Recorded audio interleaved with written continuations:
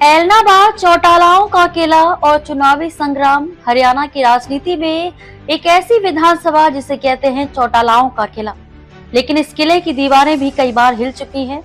यहाँ जाट बनाम नॉन जाट की जंग और उपचुनावों का हाई वोल्टेज ड्रामा सब कुछ देखने को मिला है। ये है ऐलनाबाद की कहानी।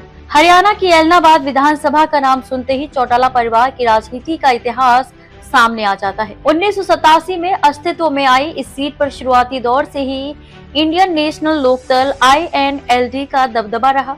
ओम प्रकाश चौटाला और फिर उनके बेटे अभय सिंह चौटाला ने इस इलाके को अपनी राजनीतिक कर्मभूमि बनाया। 2009 में ओम प्रकाश चौटाला की जीत के साथ इस सीट पर INLD की लहर कायम रही। 2010 में उनके लोकसभा जाने के बाद हुए उपचुनाव में अभय चौटाला ने जीत हासिल की और लगातार 2014 व 2019 में भी अपनी पकड़ बनाए रखी। हालांकि 2019 में जीत का मार्जिन घट चुका था। 2021 का उपचुनाव ऐलनाबाद के चुनावी इतिहास का सबसे दिलचस्प मुकाबला साबित हुआ। किसान आंदोलन के बीच अभय चौटाला ने आंदोलन के समर्थन में चुनाव लड़ा, जबकि बीजेपी ने नॉन जाट वोट बैंक पर दांव लगाया। पूरा चुनाव जाट बनाम नॉन जाट के समीकरण पर टिका रहा और अभय चौटाला ने कांटे के मुकाबले में सीट बचा ली।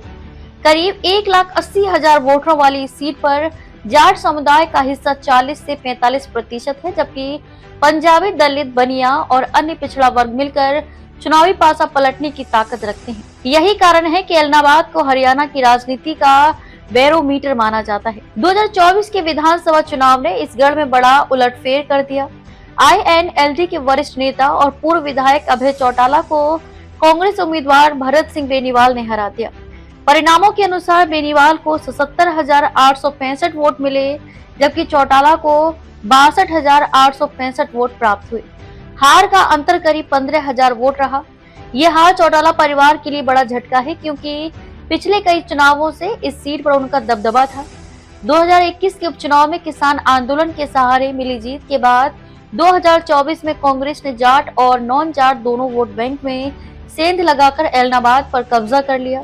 वर्तमान में ऐलनाबाद से भरत सिंह बेनीवाल विधायक हैं और यहाँ का राजनीतिक समीकरण पूरी तरह बदल चुका है। आने वाले समय में ये देखना दिलचस्प होगा कि INLD इस हार से कैसे उबरने की कोशिश करता है और क्या चौटाला परिवार इस गढ़ को फिर से अपने पक्ष में कर पाएगा या नहीं।